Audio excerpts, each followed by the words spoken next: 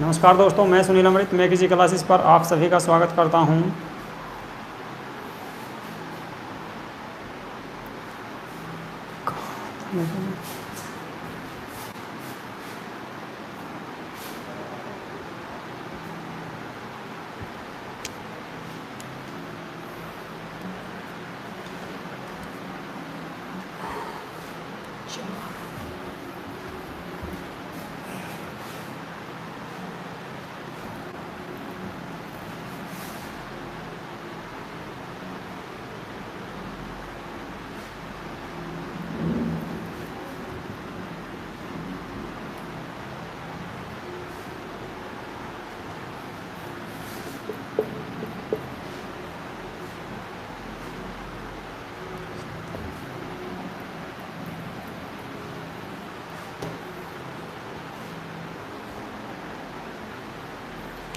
मोहम्मद सिराज, अंजलि, अनिकांत, राहुल पाल, good morning. Sarika Chaudhary.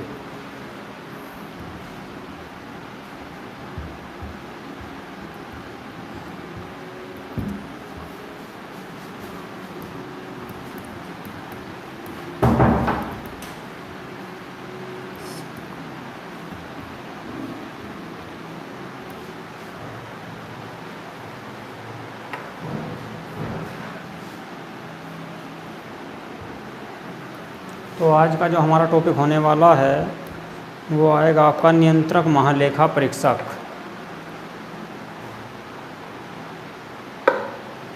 नियंत्रक महालेखा परीक्षक। तो नियंत्रक महालेखा परीक्षक के बारे में आज हम पढ़ेंगे। जल्दी से सभी बच्चे लाइव आ जाइए।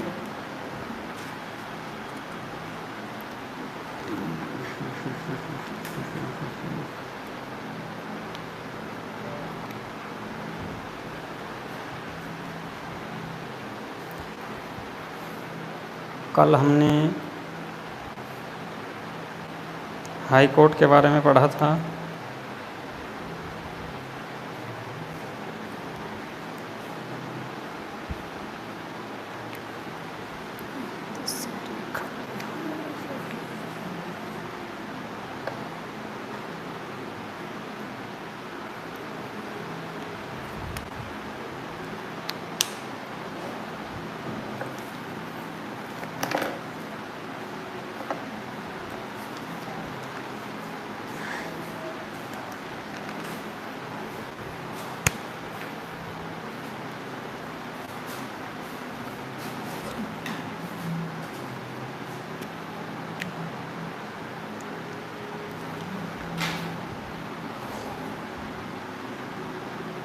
स्टार्ट करें।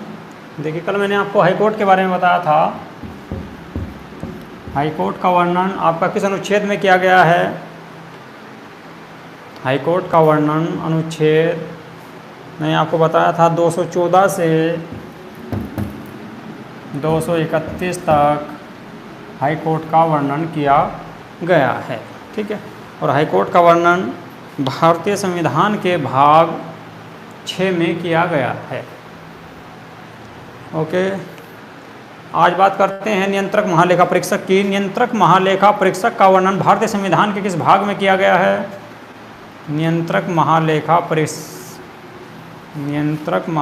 परीक्षक का वर्णन भारतीय संविधान के किस भाग में किया गया है?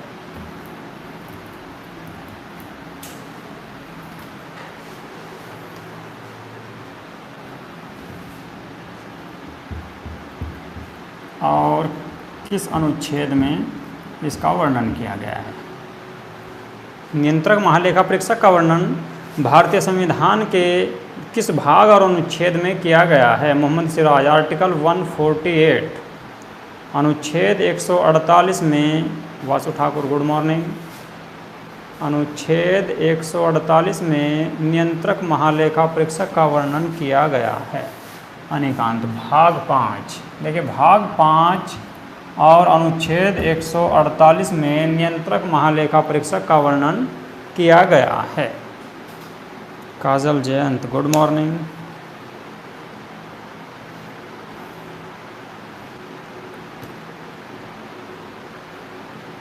सभी बच्चे जल्दी से लाइव आ जाइए।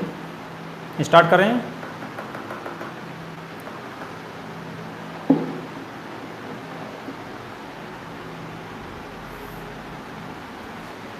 नियंत्रक महालेखा परीक्षक जिसका वर्णन भारतीय संविधान के भाग 5 और अनुच्छेद 148 में किया गया है। ओके, अनुच्छेद 148 में नियंत्रक महालेखा परीक्षक के पद का वर्णन किया गया है। देखो यहाँ से नियंत्रक महालेखा परीक्षक में दो ही आर्टिकल ज़्यादातर पूछे जाते हैं। अनुच्छेद आपका 148 में इसका पद का वर्णन किया गया है और एक आता है 149, इसके कार्यों और शक्तियों का वर्णन किया गया है। कार्य व शक्तियाँ जो हैं, शक्तियों के बारे में वर्णन किया गया है नियंत्रक महालेखा परीक्षक का। ओके,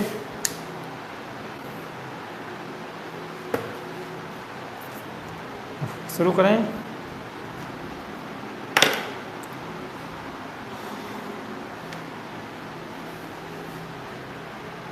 देखिए, मैंने आपको बताया कि भाग 5 और अनुच्छेद 148 में नियंत्रक महालेखा परीक्षक के बारे में वर्णन किया गया है। भारतीय संविधान के भाग 5 और अनुच्छेद 148 में नियंत्रक महालेखा परीक्षक का वर्णन किया गया है। प्रतिपाल धीरेन्द्र जैन, ठीक है। अच्छा, कैमरा ठीक है, अब सही आ रहा है ना?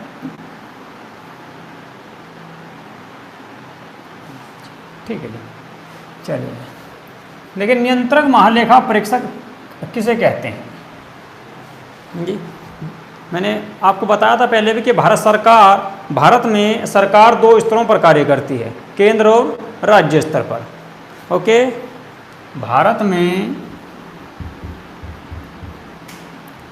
सरकार दो स्तरों पर कार्य करती है।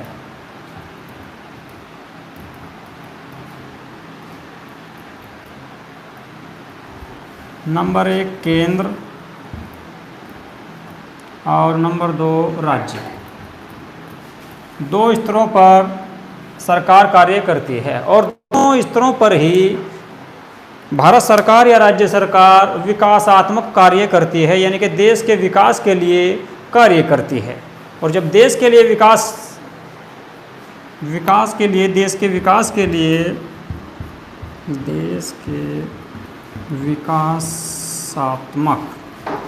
विकासात्मक कार्य करती है तो उसके लिए धन की आवश्यकता होती है, धन की ज़रूरत होती है। ठीक है, जब सरकार कोई भी कार्य करती है, चाहे उसमें केंद्र सरकार हो या राज्य सरकार, जब कोई कार्य करती है देश के लिए, ठीक है, तो उसमें उस कार्य को करने के लिए धन की आवश्यकता होती है। वह धन कहाँ से आता है? वह धन होता है जो हम कर के रूप में देते हैं, जो हम कर के रूप में या टैक्स के रूप में देते हैं।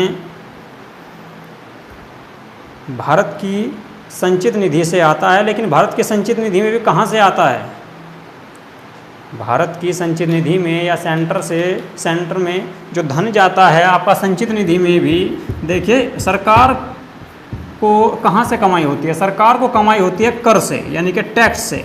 जो टैक्स हम पे करते हैं, भारत की जनता जो टैक्स देती है, वही पैसा संचित निधि में जाता है और वहाँ से खर्च होता है। ठीक है, तो ये नहीं है कि सरकार अपनी जेब से लगा रही है, सरकार कहीं से कमा के ला रही है। जो भारत की जनता है, भारत की जनता से ही कर के रूप में यह पैसा लिया जाता है, टैक्स के रूप में यह पैसा लिया जाता है।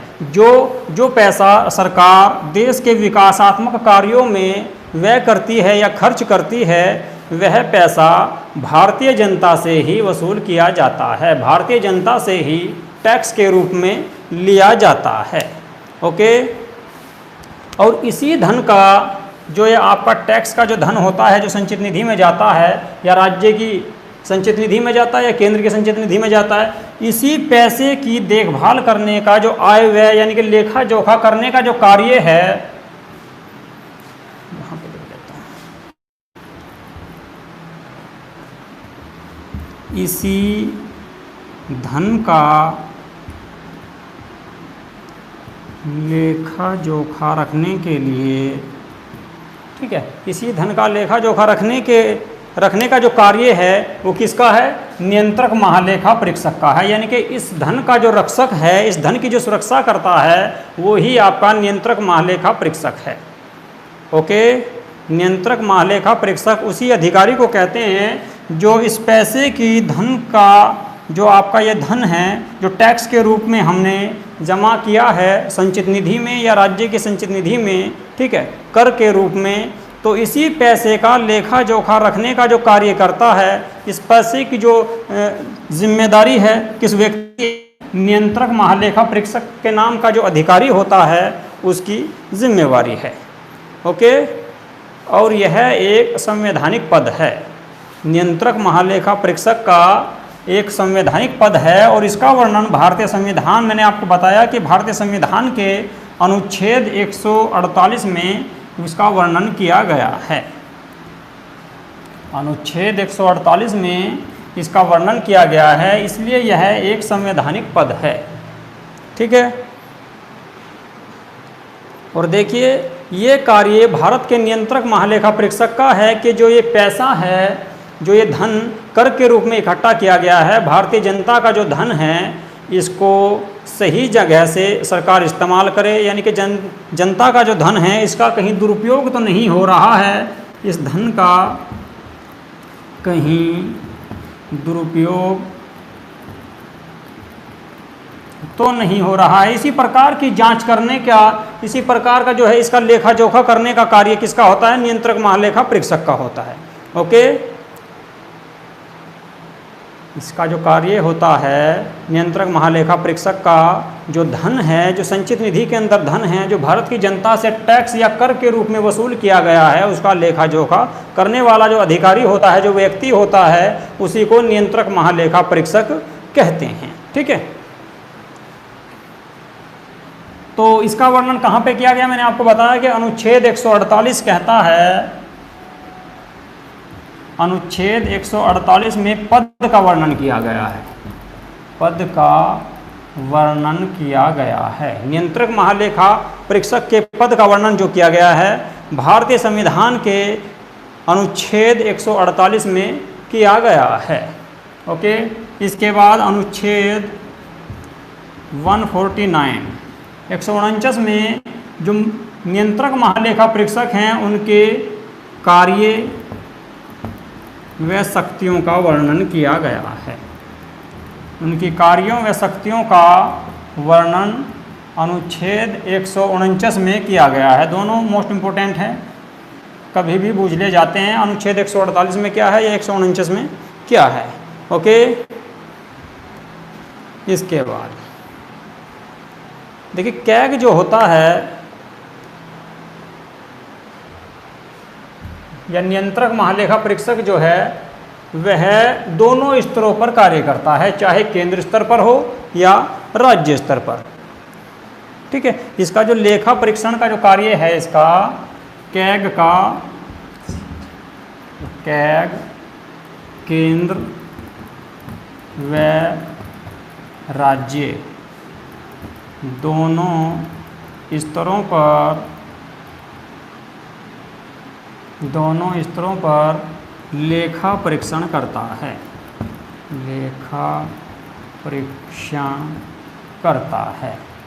यानी कि उन दोनों का जो ऑडिट जो करने का कार्य होता है वो नियंत्रक महालेखा परीक्षक का ही होता है। ओके, केंद्र व राज्य स्तर पर सभी जगह लेखा परीक्षण का जो कार्य होता है या ऑडिट का जो कार्य होता है वो आपका कैग के ही अंतर्गत किया जाता है, यानी कि नियंत्रक महालेखा परीक्षक के ही अंतर्गत किया जाता है और वे ही इनके प्रमुख होते हैं, राज्य स्तर पर भी और केंद्र स्तर पर भी। दोनों जगह नियंत्रक महालेखा परीक्षक ही जो सरकार का आय व्यय होता है उस सब की जांच करने का, उस सब का जो प्रमुख होता है कैग ही होता है। ओके, चलिए देखो इस कैग के पद को डॉक्टर भीमराव अंबेडकर ने सबसे महत्वपूर्ण अधिकारियों में जितने भी पद होते हैं, डॉक्टर भीमराव अंबेडकर ने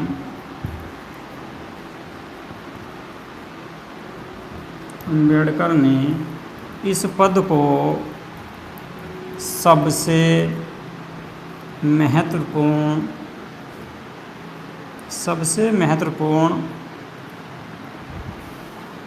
अधिकारी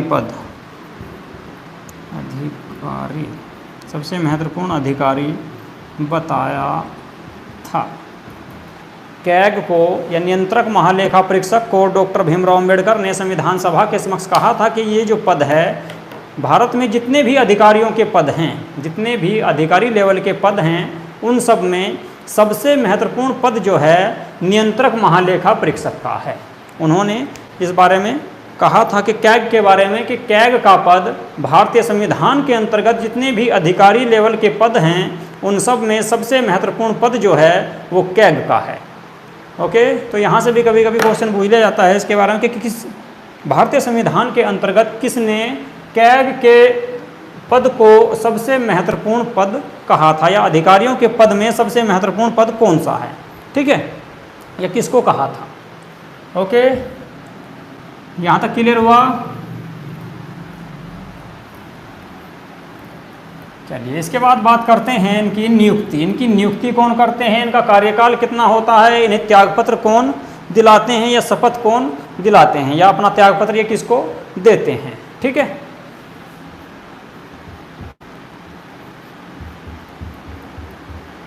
कैग की नियुक्ति कौन करता है, पता है किसी बच्चे को? कैग की नियुक्ति किसके द्वारा की जाती है? प्रीतिपाल राष्ट्रपति,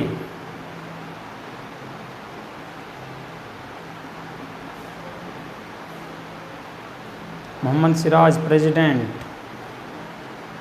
देखिए कैग की नियुक्ति राष्ट्रपति मंत्रिपरिषद की सलाह पर, काजल जयंत। हाँ जी, देखिए राष्ट्र जो है कैग की जो नियुक्ति होती है मंत्रिपरिषद या प्रधानमंत्री की सलाह पर, मंत्रिपरिषद या प्रधानमंत्री की सलाह पर राष्ट्रपति द्वारा की जाती है। मंत्रिपरिषद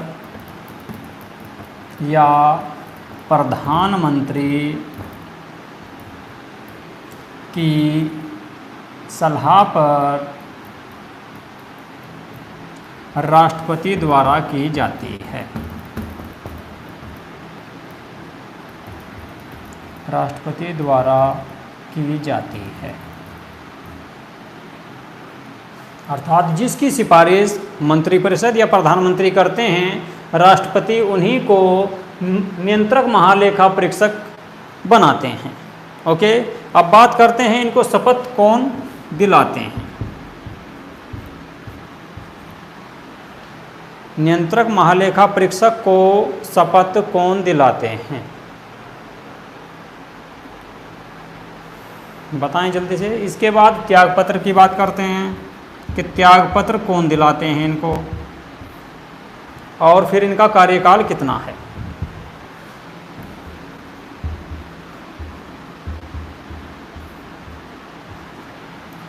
देखिए नियंत्रक महालेखा परीक्षक को शपथ जो दिलाते हैं वे राष्ट्रपति ही दिलाते हैं, और ये अपना त्यागपत्र भी राष्ट्रपति को ही देते हैं, ठीक है। नियंत्रक महालेखा परीक्षक को शपथ राष्ट्रपति दिलाते हैं, इनकी नियुक्ति भी राष्ट्रपति करते हैं, और इनको ये जो अपना त्यागपत्र देते हैं वो भी अपना राष्ट्रपति को ही देते हैं, ठीक है। अब इनके कार्यकाल की बात आती है कि कार्यकाल कितना है इनका। देखो कार्यकाल से कई बार क्वेश्चन पूछे जा चुके हैं। सारिका चौधरी कार्यकाल बताइए जो है इसका 6 वर्ष या 65 वर्ष।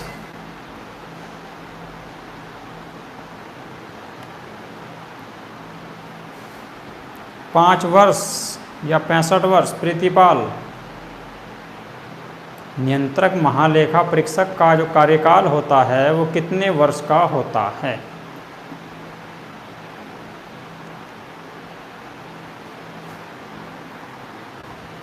नियंत्रक महालेखा परीक्षक का कार्यकाल, लेकिन नियंत्रक महालेखा परीक्षक का कार्यकाल 6 वर्ष का होता है। 6 वर्ष या 65 वर्ष, जो भी पहले हो उस वहीं तक रहेगा, यानी कि 6 वर्ष या तो 6 वर्ष तक रहेंगे या 65 वर्ष। 65 वर्ष तक जो भी पहले हो।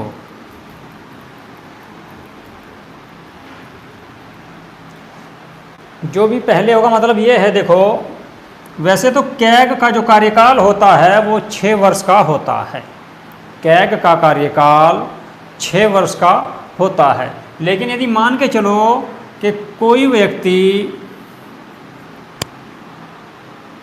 62 वर्ष की आयु में 62 वर्ष की आयु में नियंत्रक महालेखा परीक्षक बनता है, यानी कि कैग के पद पर नियुक्त किया जाता है। कोई व्यक्ति यदि 62 वर्ष, उसकी एज जो है 62 वर्ष हो चुकी है, 62 वर्ष की आयु में कैग के पद पर नियुक्त होता है, ठीक है, तो उसको 65 वर्ष होने में कितने साल बचे, फिर 3 साल। तो यानी कि वो अब बस 3 वर्ष के लिए ही नियंत्रक महालेखा परीक्षक के पद पर रह सकता है। यानी कि इसमें कहा गया है या तो वे 6 वर्ष, ठीक है, ज़्यादा से ज़्यादा कितना हो सकता है 6 वर्ष तक का, ठीक है, लेकिन यदि उनकी एज पहले पूरी हो जाती है 65 वर्ष, तो यानी कि 65 वर्ष तक ही रहेंगे, 65 वर्ष से ऊपर वे एज में नहीं जा सकते। ओके, यहाँ तक क्लियर है। तो नियंत्रक महालेखा परीक्षक का जो कार्यकाल है 6 वर्ष या 65 वर्ष, जो भी पहले हो तभी तक रहता है। शशिकांत शर्मा प्रेजेंट में हैं नियंत्रक महालेखा परीक्षक, ठीक है। ओके, ये क्लियर हो गया कार्यकाल को लेकर। 6 वर्ष या 65 वर्ष, जो भी पहले हो, अगर उनकी एज पहले ही 65 वर्ष पूरी हो जाती है तो तभी तक रहेंगे, और नहीं तो अपना पूरा कार्यकाल 6 वर्ष तक वे करेंगे।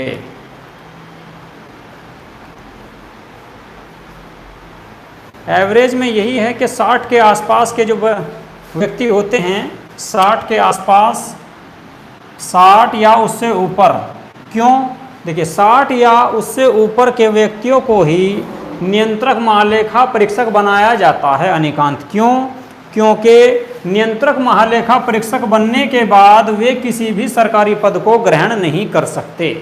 यह शर्त है कि नियंत्रक महालेखा परीक्षक का पद प्राप्त करने के बाद वे किसी भी सरकारी पद को प्राप्त नहीं कर सकते, चाहे राज्य में हो या केंद्र स्तर पर, कहीं भी सरकारी पद प्राप्त नहीं कर सकते। ओके, तो लगभग 60 या 60 से ऊपर के ही नियंत्रक महालेखा परीक्षक बनाए जाते हैं।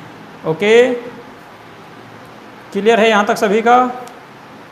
चलिए, इसके बाद बात करते हैं, ये तो कार्यकाल हुआ, नियुक्ति हो गई, त्यागपत्र हुआ, शपथ हो गई। इसके बाद बात करते हैं कि इन्हें अगर हटाना पड़ जाए बीच में ही, पूरे 6 साल से पहले या 65 वर्ष से पहले ही हटाना पड़े, तो कैसे हटा सकते हैं, हटाने की क्या प्रक्रिया है इनको।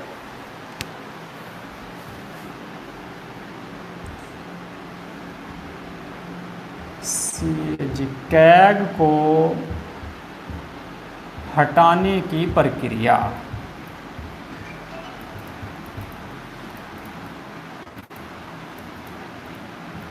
इनको हटाने की प्रक्रिया क्या है। यदि नियंत्रक महालेखा परीक्षक अपने कार्य को करने में असमर्थ हों या उनका कार्य असंवैधानिक हो तो उन्हें पद से हटाया जा सकता है, ठीक है। यदि नियंत्रक महालेखा परीक्षक अपना कार्य करने में असमर्थ हो या उनका कार्य असंवैधानिक, यानी कि वे संविधान के अनुसार कार्य ना कर रहे हों, तो उन्हें उनके पद से हटाया जा सकता है। तो वह प्रक्रिया क्या है, किस प्रकार से हटाया जा सकता है, कैसे हटा सकते हैं उनको नियंत्रक महालेखा परीक्षक के पद से। किसी बच्चे को पता है? अनेकांत, या नंबर 2 का काम किया हो? हाँ, नंबर 2 का वो ही असंवैधानिक आ जाता है आपका, यानी कि असंवैधानिक कार्य किया हो, संविधान के अनुसार कोई कार्य ना किया हो, संविधान के अनुसार कार्य ना कर रहे हों या अपना कार्य करने में असमर्थ हों, तो उन्हें पद से हटाया जा सकता है। लेकिन उसे हटाने की जो प्रक्रिया है, उस प्रकार की जो प्रक्रिया है वो कैसे है, सुप्रीम कोर्ट के न्यायाधीश के समान। अच्छा, काजल जयंत, सारिका चौधरी, संसद के दोनों सदनों के विशेष बहुमत द्वारा उन्हें हटाया जा सकता है। लेकिन नियंत्रक महालेखा परीक्षक को जो हटाने की प्रक्रिया है वो सुप्रीम कोर्ट के ही समान है, सुप्रीम कोर्ट के न्यायाधीशों के समान है। सुप्रीम कोर्ट के न्यायाधीशों के समान, यानी कि जिस तरह से सुप्रीम कोर्ट के न्यायाधीशों को हटाया जाता है उसी तरह से, जिस तरह से सुप्रीम कोर्ट के न्यायाधीशों को हटाया जाता है उसी तरह से नियंत्रक महालेखा परीक्षक को भी उनके पद से हटाया जा सकता है। इसका मतलब यह है कि इन्हें हटाना इतना आसान नहीं है, क्योंकि आज तक किसी भी सुप्रीम कोर्ट के न्यायाधीश को उनके पद से हटाया नहीं गया है। जो प्रक्रिया है उन्हें हटाने की, तो उन्हें नहीं हटाया गया है। तो इसी प्रकार यानी कि नियंत्रक महालेखा परीक्षक को भी उनके पद से हटाना बहुत मुश्किल है, ठीक है, इतना आसान नहीं है। वो कैसे हटाया जाता है सुप्रीम कोर्ट के न्यायाधीश को? देखिए, सुप्रीम कोर्ट के न्यायाधीश को संसद के दोनों सदन, कौन कौन से, लोकसभा और राज्यसभा में प्रस्ताव लाया जाता है। कितने मेंबर होने चाहिए लोकसभा में? लोकसभा में सुप्रीम कोर्ट के न्यायाधीश को हटाने के लिए कम से कम जो प्रस्ताव लाया जाता है उन्हें हटाने संबंधी कितने मेंबर होने चाहिए लोकसभा में, या फिर अगर राज्यसभा से हटाया जा रहा है तो वहाँ पर कितने मेंबर होने चाहिए? काजल जयंत, 100 मेंबर होने चाहिए आपके लोकसभा में। राज्यसभा में 50 मेंबर, यानी कि कम से कम यदि लोकसभा में वह प्रस्ताव लाया जा रहा है नियंत्रक महालेखा परीक्षक को हटाने के लिए, तो लोकसभा में कम से कम 100 सदस्यों के द्वारा उस प्रस्ताव को पारित किया जाना चाहिए। यानी कि वह प्रस्ताव लाएंगे जब उनको हटाने संबंधी, तो उसमें 100 मेंबर कम से कम होने चाहिए। यदि राज्यसभा में ला रहे हैं तो 50 मेंबर होने चाहिए, तभी उस प्रस्ताव को अध्यक्ष द्वारा माना जाएगा। उसके बाद उसकी जांच होगी। जांच होने के बाद यदि नियंत्रक महालेखा परीक्षक उसमें दोषी पाए जाते हैं, यदि नियंत्रक महालेखा परीक्षक उसमें दोषी पाए जाते हैं या उनका कार्य असंवैधानिक पाया जाता है, तो उनको हटाने संबंधी प्रस्ताव पास किया जाएगा जिस सदन में भी पहले प्रस्ताव लाया गया था। उसके बाद दूसरे सदन में भी 2/3 बहुमत से पास होने के बाद, 2/3 सदन में 2/3 बहुमत से पास होने के बाद राष्ट्रपति के हस्ताक्षर के लिए भेजा जाता है। और यदि राष्ट्रपति भी उस पर हस्ताक्षर कर देते हैं तो ऐसे में उनको पद से हटा दिया जाता है। ओके, यहाँ तक क्लियर हुआ सबका? नियंत्रक महालेखा परीक्षक को जो हटाने की प्रक्रिया है सुप्रीम कोर्ट के न्यायाधीश कह सकते हैं या हाई कोर्ट के न्यायाधीश, वो भी उन्हीं के समान हैं, ठीक है। सुप्रीम कोर्ट या हाई कोर्ट के न्यायाधीश के ही समान हैं। उनको कैसे हटाया जाता है? उनको संसद में प्रस्ताव लाया जाता है, लोकसभा या राज्यसभा दोनों में से किसी भी सदन में ला सकते हैं। जरूरी नहीं है कि किसी एक ही सदन में लाया जाए, कोई से भी सदन में लाया जा सकता है प्रस्ताव। यदि लोकसभा में लाया जा रहा है तो आपको वहाँ पर 100 मेंबर होने चाहिए, और यदि राज्यसभा में लाया जा रहा है तो 50 मेंबर वहाँ पर होने चाहिए।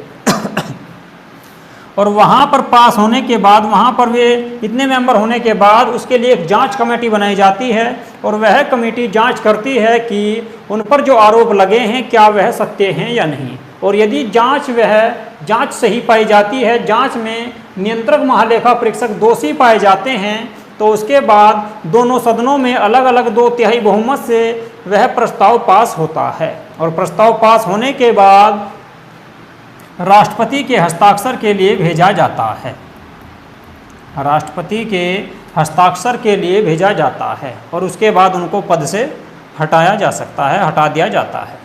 ओके, यहाँ तक सभी बच्चों का क्लियर हुआ? चलिए जी, अब बात करते हैं नियंत्रक महालेखा परीक्षक के कार्य क्या हैं या उनकी शक्तियाँ क्या है, क्या क्या पावर दी गई हैं। शक्तियाँ कार्य का वर्णन मैंने आपको शुरू में बताया था, किस अनुच्छेद में है?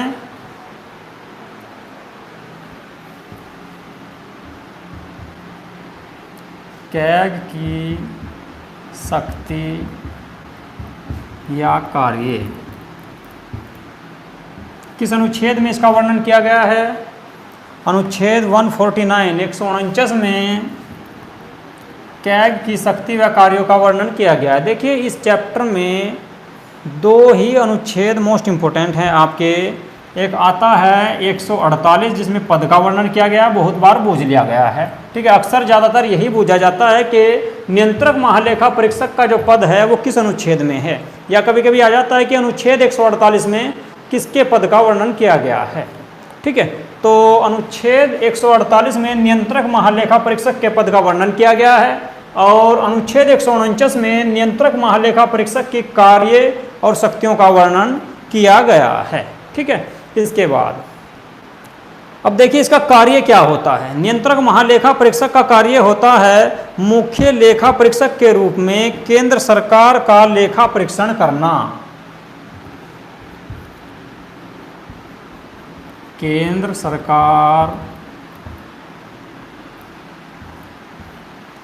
सरकार का लेखा परीक्षण,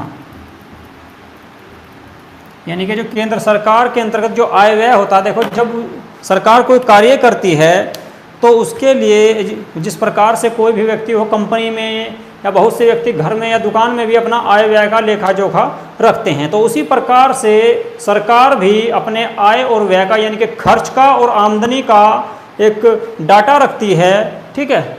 तो उसको जो है जो केंद्र सरकार का उसको लेखा परीक्षण करते हैं, तो उसका जो लेखा जोखा होता है उसकी जो जांच करने का कार्य होता है वो नियंत्रक महालेखा परीक्षक का ही है, यानी कि नियंत्रक महालेखा परीक्षक उसकी जांच करता है। अकाउंटेंट नहीं कह सकते, अकाउंटेंट तो ऐसे हुआ निकांत, मान के चलो कोई कंपनी है, कंपनी का अकाउंटेंट जैसे कंपनी का ऐसे ही कार्य करेगा, ये अपनी मर्जी से कार्य, ये उसकी जांच करता है। लेखा परीक्षण का मतलब है उसकी जांच करना, जो उन्होंने अपना डाटा जो मतलब कि बैलेंस शीट वगैरह जो बना रखी है उसकी जांच करते हैं कि ये सही बनी है या नहीं बनी है, उसमें जो डाटा दे रखा है क्या उतना खर्च किया है या नहीं किया है, जितना पैसा सरकार दिखा रही है क्या उसका वह आंकड़ा सही है या नहीं है, उसकी जांच करती है, ठीक है। इसके बाद संचित निधि नंबर 2 पे लिख सकते हैं, संचित निधि या आकस्मिक निधि, संचित निधि या आकस्मिक निधि से, देखिए संचित निधि और आकस्मिक निधि से जो धन व्यय होता है उसकी भी जांच करने का कार्य इन्हीं का होता है। संचित निधि व आकस्मिक निधि से जो धन खर्च होता है या व्यय होता है उसका लेखा परीक्षण करना या उसकी जांच करना।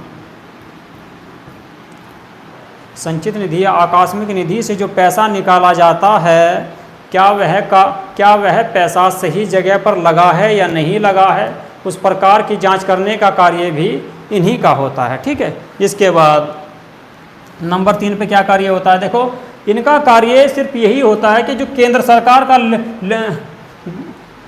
बैलेंस शीट वगैरह होती है या जो उनका कह सकते हैं कि बही खाता होता है उसकी जांच करना, उसका लेखा परीक्षण करना, ठीक है। दूसरा जो संचित निधि या आकस्मिक निधि से जो आपका पैसा निकाला जाता है उसका लेखा परीक्षण करना, या इसमें केंद्र सरकार या राज्य सरकार भी लिख सकते हैं, ठीक है। राज्य सरकार हो या केंद्र सरकार, दोनों का जो लेखा परीक्षण का कार्य होता है वो नियंत्रक महालेखा परीक्षक का ही होता है, ठीक है। इसके बाद नंबर 3 में देखिए जो इसके बाद ये अपनी रिपोर्ट जो होती है, नियंत्रक महालेखा परीक्षक अपनी रिपोर्ट जो केंद्र की रिपोर्ट होती है उसको तो किसको भेजते हैं, राष्ट्रपति को, और जगह राज्य की रिपोर्ट भेजते हैं राज्यपाल को।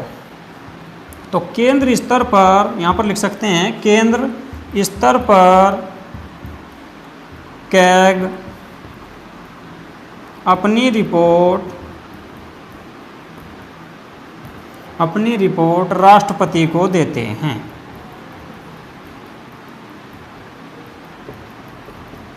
यहाँ से भी क्वेश्चन पूछ लिया गया एक बार कि नियंत्रक महालेखा परीक्षक जो होते हैं वे केंद्र स्तर पर अपनी रिपोर्ट किसे देते हैं, तो केंद्र स्तर पर अपनी रिपोर्ट देंगे राष्ट्रपति को, ठीक है।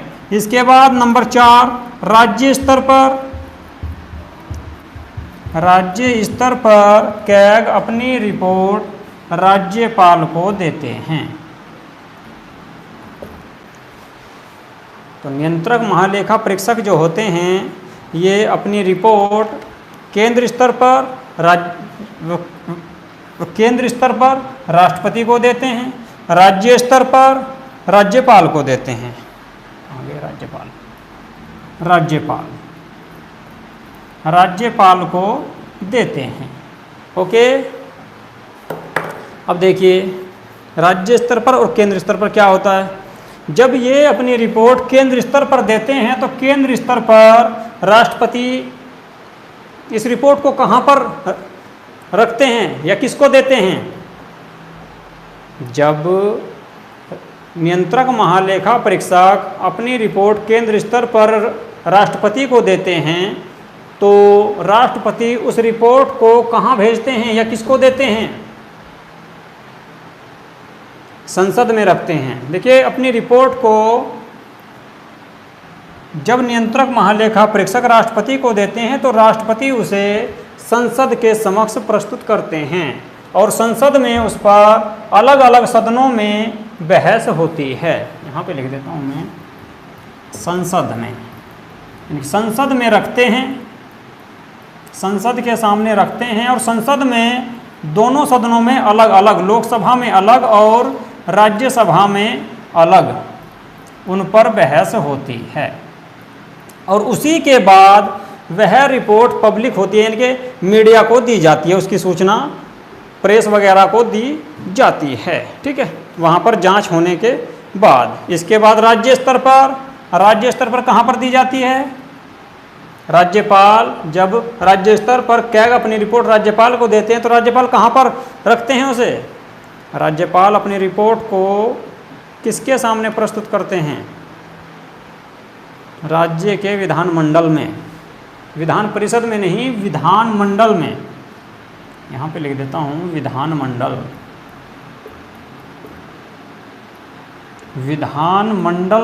के समक्ष रखते हैं और फिर वह, यदि विधानमंडल में दोनों सदन हैं, विधानसभा और विधान परिषद, तो दोनों में उस पर बहस होती है और यदि विधान परिषद नहीं है तो फिर विधानसभा में ही उस पर बहस होती है, विधानसभा में ही उस पर बहस होती है और उसके सामने और उसके बाद वह पब्लिश यानी कि मीडिया के समक्ष रखी जाती है। ठीक है, इसके बाद देखिए लोक लेखा समिति को एक आपको आगे पढ़ेंगे हम। लोक लेखा समिति का कार्य भी लेखा परीक्षण का ही होता है।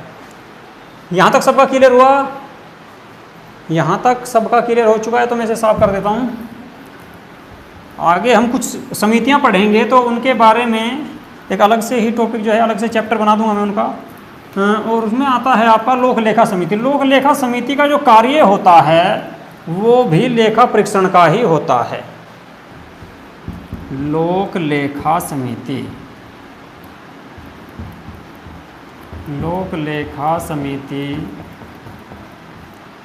का कार्य भी लेखा परीक्षण का ही होता है। ठीक है, तो लोक लेखा समिति के संबंध में जो लोक लेखा समिति होती है इसका कार्यकाल 1 वर्ष होता है।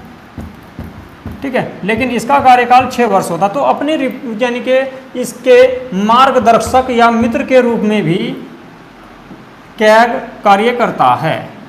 लोक लेखा समिति के मार्गदर्शक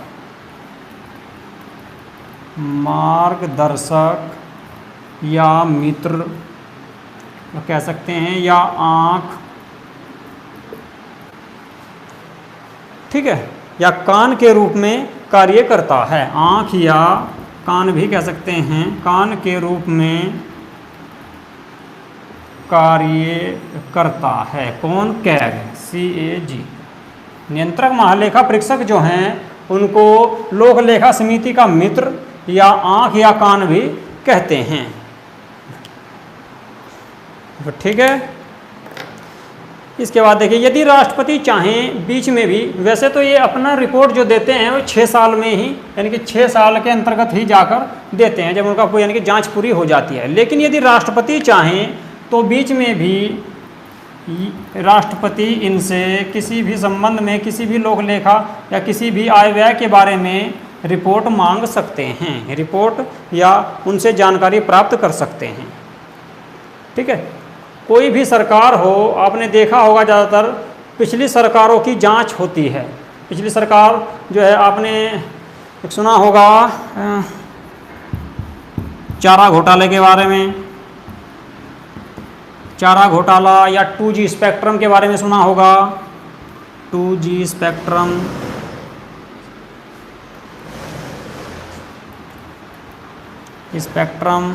या फिर आपने कॉमनवेल्थ गेम जो हुए थे उनमें भी घोटाला हुआ था। कॉमनवेल्थ गेम, ठीक है। इस प्रकार के जो सभी ये जो है इस प्रकार के विवाद थे, जो आपके जो ये सारे घोटाले थे, ये सब कैग ने ही उजागर किए थे। ओके, तो कैग ने ही इन सब की जांच की थी और इनको उजागर किया गया था। ठीक है, चलिए इसके बाद बात करते हैं। देखिए, नियंत्रक महालेखा परीक्षक का जो पद है वो स्वतंत्र और निष्पक्ष पद है। ठीक है, वो पूरी तरह से स्वतंत्र है। जिस तरह से सुप्रीम कोर्ट या न्यायपालिका स्वतंत्र है, उसी प्रकार से नियंत्रक महालेखा परीक्षक का पद भी पूरी तरह से स्वतंत्र है। तो किस प्रकार से है, क्या क्या छूट है, उसको इसके बारे में थोड़ी सी बात कर लेते हैं।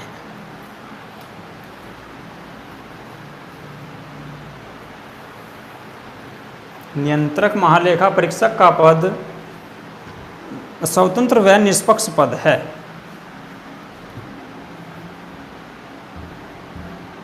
कैग का पद स्वतंत्र व निष्पक्ष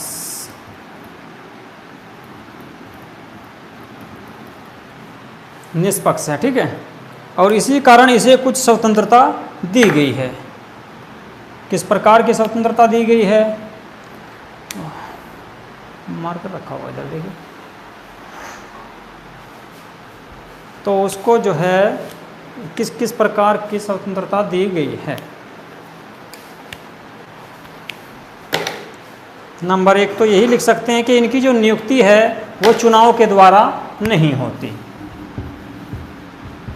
इनकी नियुक्ति चुनाव के द्वारा नहीं होती, यानी कि इनका चुनाव नहीं होता, नियुक्ति की जाती है।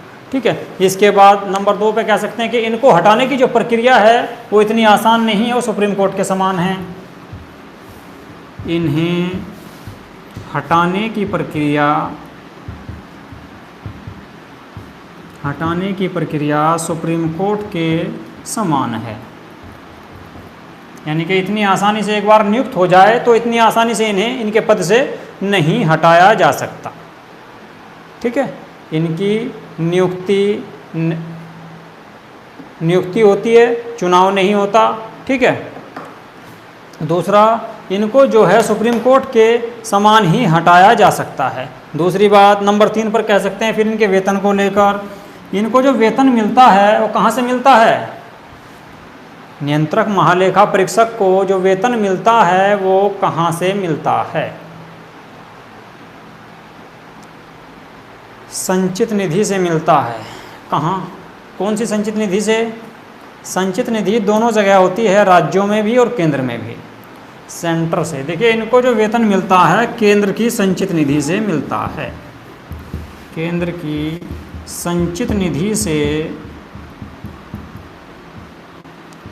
निधि से इन्हें वेतन मिलता है। इनको जो वेतन मिलता है वो संचित निधि से मिलता है। ठीक है, ये भी एक प्रकार से स्वतंत्रता ही है इनको। एक दूसरा आता है आपका, इसके बाद जो ये एक बार इस पद को ग्रहण कर लेते हैं उसके बाद कोई भी सरकारी पद ग्रहण नहीं कर सकते।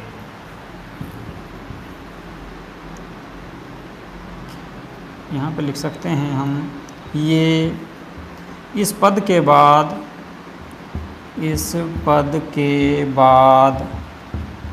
कोई भी सरकारी पद ग्रहण नहीं कर सकते।